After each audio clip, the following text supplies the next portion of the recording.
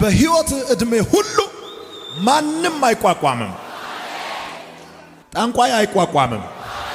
ከሱዳን ይምጣ፣ ከሱርማ ይምጣ፣ ከኬንያ ይምጣ፣ ከቡሻብቶ ይምጣ፣ ከደብረ ዘይት ይምጣ፣ ከሌላ ከማይታወቅ ዓለምም ይምጣ አይቋቋምህም።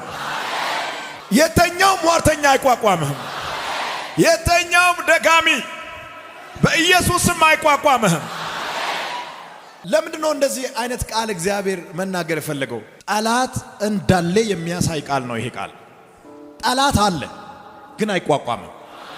የሚገፋ አለ፣ የሚያስጨንቅ አለ፣ የሚያሳድድ አለ ግን አይቋቋምም። የሆነ ነገር የሚሰራ አለ ግን አይችልም። ቁጭ ብሎ የሚያቀነባብር አለ፣ አወርዳለሁ ብሎ ሂሳብ የሚሰራ አለ ግን ከወጣህበት ከፍታ ፈጽሞ አትወርድም።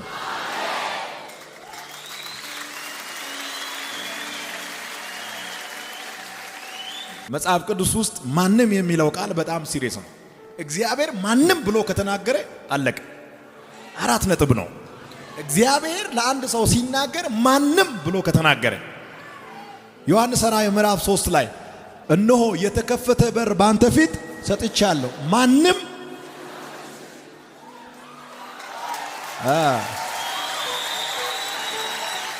እግዚአብሔር ማንም ብሎ ከተናገረ በጣም ሲሪየስ ነው። አጠገብ ያለውን ሰው ማንም አይቋቋምህም፣ ማንም ሊዘጋው አይችልም። እግዚአብሔር ማንም ብሎ ከተናገረ በጣም ሲሪየስ ነው በልልኝ። አጠገብ ያለውን ሰው አቫና ሴካታ አቮኖኮ ብራዚያንታ ማንም አይቋቋምህም፣ ማንም አይቋቋምህም።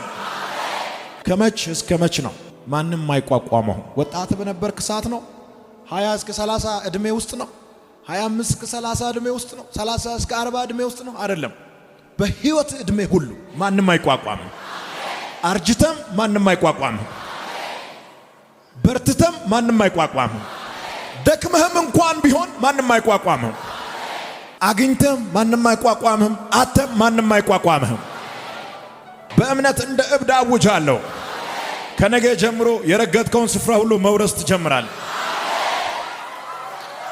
አናማሶ ሻዳባስያ በእምነት የረገጥከውን ስፍራ ሁሉ በኢየሱስም እንድትወርስ እንድትገዛ የራስ እንድታደርግ ባንተና ቤተሰቦች ላይ ባንተና ልጆች ላይ ባንተና ያንተ በሆነ ነገር ላይ በጌታ በኢየሱስም አውጃለሁ።